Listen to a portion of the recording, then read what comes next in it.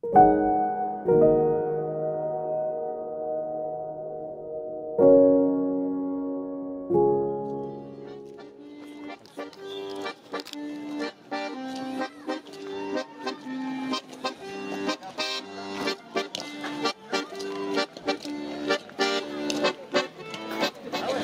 vous êtes tous là.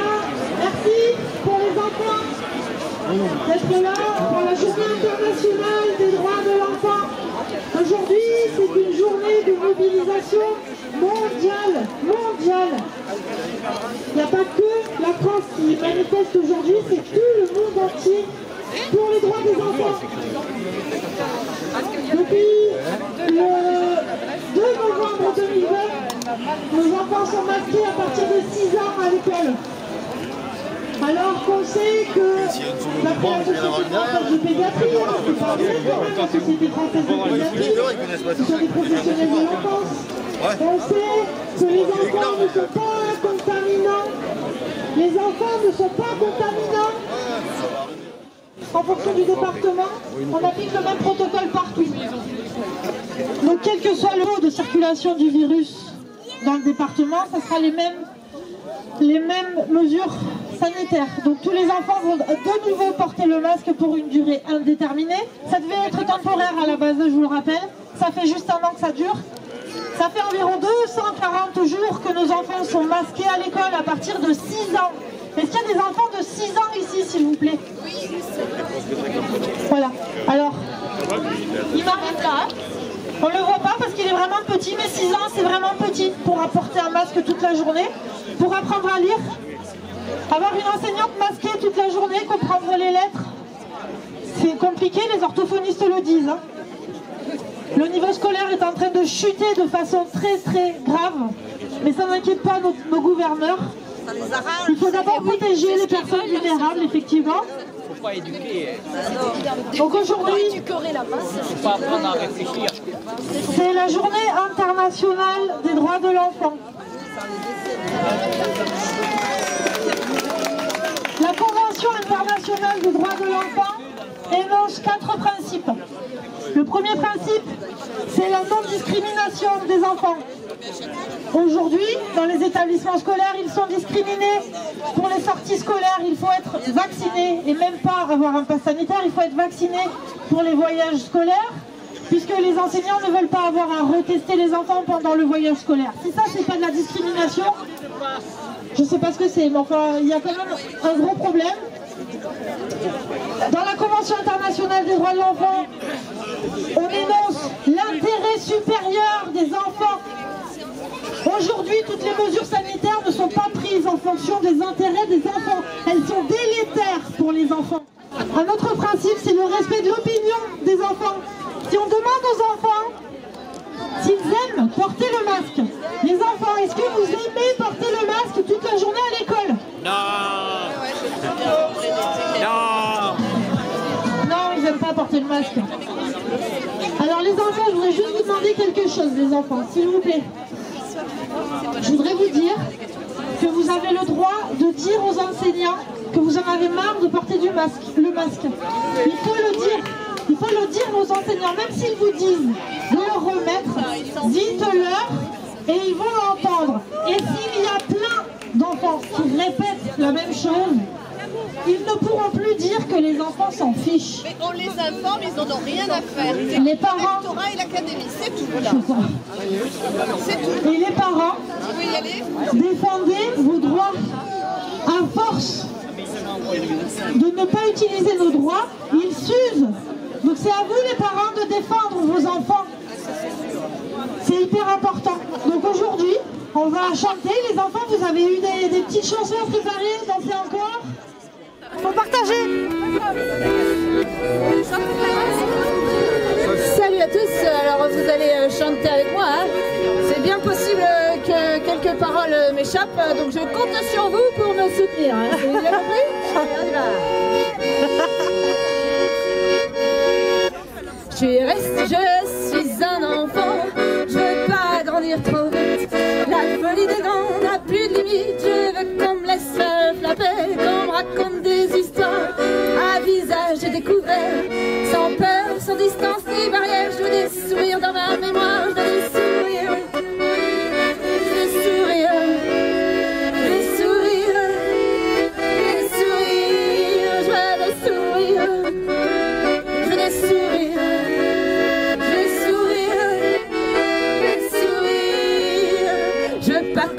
toute la cour de récré sans me faire réprimander. Je veux sauter, jouer et courir sans avoir le soufflet coupé. Attendez, c'est pas déjà. Je veux devenir un adulte, conscient de mon humanité. Que la parole, le rire et le toucher sont la clé de notre bonne santé. Je veux des sourires, je veux des sourires, je veux des sourires, je veux des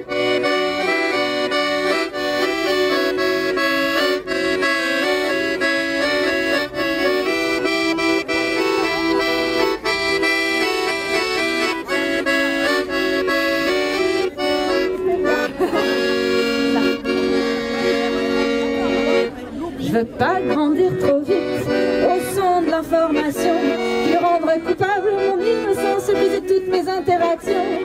Mon insouciance de gosse, tous les rêves d'une génération sacrifiés au nom de l'ambition, de la course et du pognon. Je veux des sourires, je veux des sourires, je veux des sourires, je veux des sourires, je veux des sourires.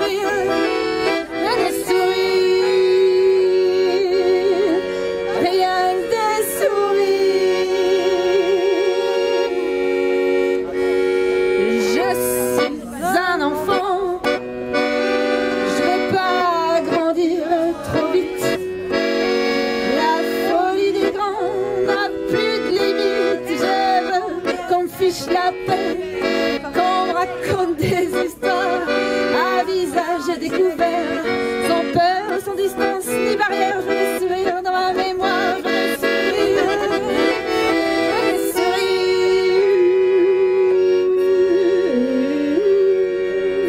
sourires, rien que des sourires.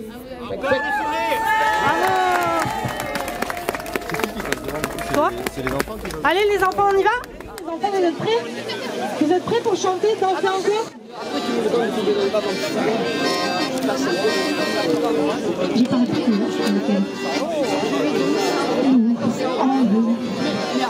suis pas partie sur la bonne note. Continuer à danser encore, voir nos pensées enlacer nos corps. Nos vies sur une grille, d'accord. Ouais, mais il la prend vite, hein, j'ai pas.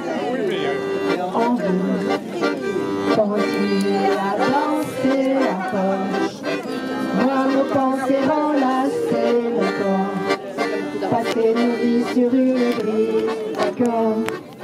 Oh non, non, non, non, non, non, on veut continuer à danser encore, voir nos pensées enlacer nos corps, passer nos vies sur une grille, d'accord.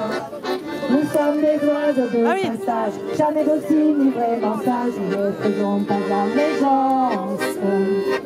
Alors dans toutes circonstances, nous venons briser le silence.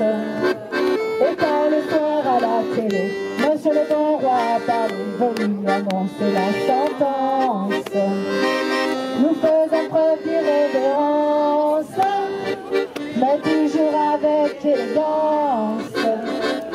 Oh non, non, non, non, non, on veut continuer à danser encore, voir nos pensées enlacer nos corps, passer nos vies sur une grille, d'accord. Oh non, non, non, non, non, on veut continuer à danser encore, voir nos pensées enlacer nos corps, passer nos vies sur une grille, d'accord. Auto, métro, boulot, conso, auto-attestation, consigne, absurdité sur ordonnance. Et malheur à celui qui pense, et malheur à celui qui danse. Chaque mesure autoritaire, chaque relance sécuritaire doit s'envoler notre confiance. Il faut preuve de ton d'insistance pour confiner notre conscience. Oh non, non, non, non, non, non, on veut continuer à danser encore, pensées enlacer nos corps. Passer nos vies sur une grille, d'accord. Oh non, non, non, non, non, non. On veut continuer à penser encore. Avoir nos pensées enlacer nos corps. Passer nos vies sur une grille, d'accord. Ne soyons pas impressionnables par tous ces gens déraisonnables, vendeurs de peur en abondance, angoissant jusqu'à l'indécence, sachant les tenir à distance. Pour notre santé mentale, sociale et environnementale, nos sourires, notre intelligence. Ne soyons pas sans résistance, les instruments de leur démence. Oh non, non, non, non, non, non, on veut continuer à penser encore, voir nos pensées enlacer nos corps, passer nos vies sur une grille, d'accord. Oh non, non, non, non, non, non, on veut continuer à penser encore, voir nos pensées enlacer nos corps, passer nos vies sur une grille, d'accord. Oh non, non, non, non, non, non.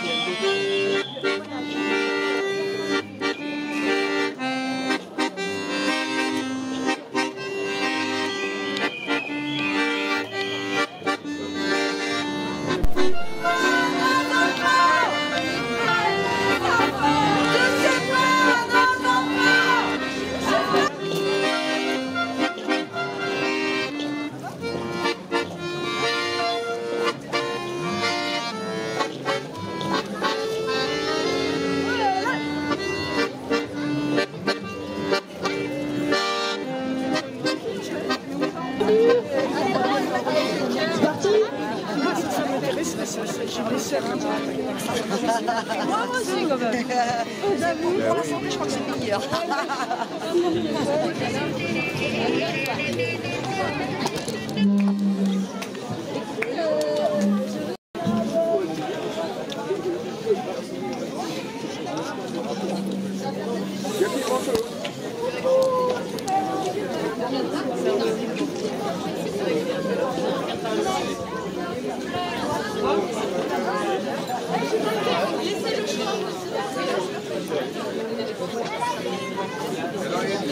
Et sans musique, on peut chanter, on écrit sur les murs ou pas? On écrit sur les murs sans musique?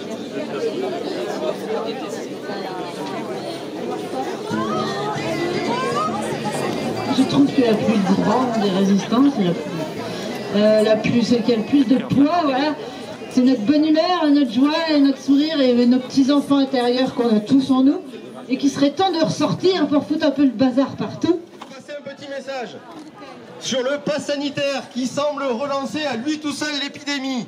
D'innombrables événements où le pass sanitaire est requis se transforment en cluster géant de gens vaccinés pour leur immense majorité. Ce fut le cas à Cap-de-Nac-le-Haut samedi dernier. Plus de 30 personnes positives ont été détectées lors d'une soirée pour laquelle le pass de la honte était exigé. Tous les pays de l'Est de l'Europe connaissent des vagues épidémiques sans précédent, alors même que les populations sont vaccinées à plus de 70 ou 80%. Cette nuit, aux Pays-Bas, à Rotterdam, un palier a été franchi. Voilà Zizi. Les forces de l'ordre ont tiré à balles réelles sur des manifestants anti-confinement et autres restrictions.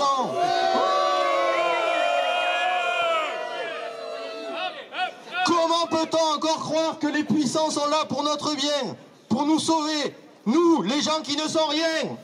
Résistons contre ce déferlement totalitaire. Notre liberté et celle de nos enfants n'ont pas de prix.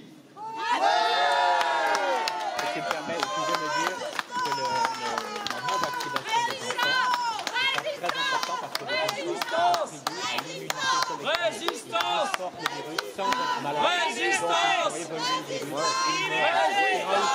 Oui, je sais bien. Le concept de l'immunité naturelle. C'est une aberration de vacciner les enfants. C'est dangereux puisque les variants sont créés, comme tu viens de le dire. Je vais vous lire la réponse de Brigitte Bellego à l'ARS, sage-femme libérale, qui devait être suspendue. Monsieur le directeur d'agence, suite à votre courrier en date du 5 août 2021, référencé, je ne vous dis pas le numéro, je me permets de vous répondre personnellement. Je suis soignante depuis plus de 30 ans, étudiante, sage-femme hospitalière, sage-femme libérale, expert sapeur-pompier volontaire. J'ai travaillé dans l'intérêt général du service de la République française au sein du système de soins. J'ai reçu en consultation des femmes, des nouveau-nés, soutenu des familles dans leur parentalité. J'ai accompagné en toute bienveillance, humanité et empathie des centaines, même des milliers de femmes dans leur accouchement afin de vivre une naissance dans le bien-être et la sérénité du moment. J'ai répondu présente lorsqu'elle en ressentait le besoin dans une attitude d'écoute, sans jugement ni discrimination. En toute humilité, je pense avoir été une sage-femme professionnelle de santé respectueuse de l'humain. Aujourd'hui, en cette période sanitaire particulière, afin de continuer d'exercer ma profession, vous me mettez en demeure de présenter des justificatifs de mon statut vaccinal au regard de la Covid-19, de m'obliger à une injection qui pour le moment est encore un médicament en phase expérimentale. Dans mes études médicales, qu'un vaccin servait à se protéger, mais à protéger également et surtout les autres afin d'éradiquer une pathologie, chose que je n'ai pas encore trouvée dans les études concernant cette injection. J'ai aussi appris à recueillir le consentement libre et éclairé du patient afin de pouvoir pratiquer les gestes adéquats au sein de les prodiguer. Or, dans le contexte actuel, en tant que soignante, vous m'obligez à une injection en cours d'expérimentation dont il me faudrait signer un consentement à intégrer une expérience mondiale.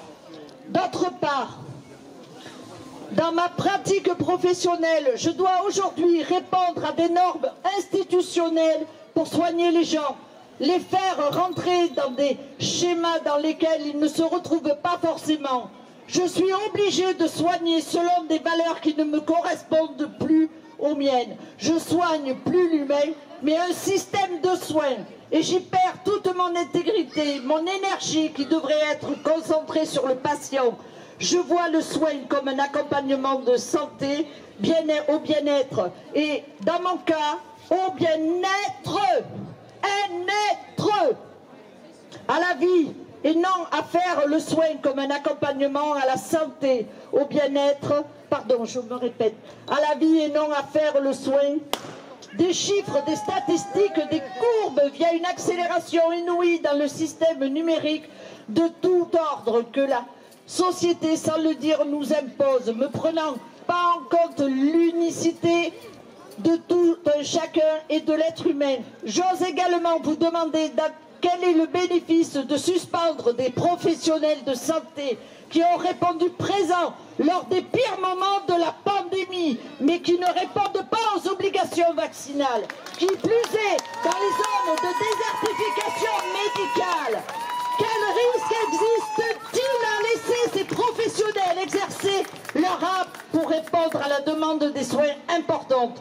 Je ne me sens donc plus du tout en adéquation avec le système de santé actuel et surtout je ne veux plus cautionner. Je quitte donc la profession médicale de sage-femme que j'ai aimée avec passion et dévouement pour les femmes et l'humanité.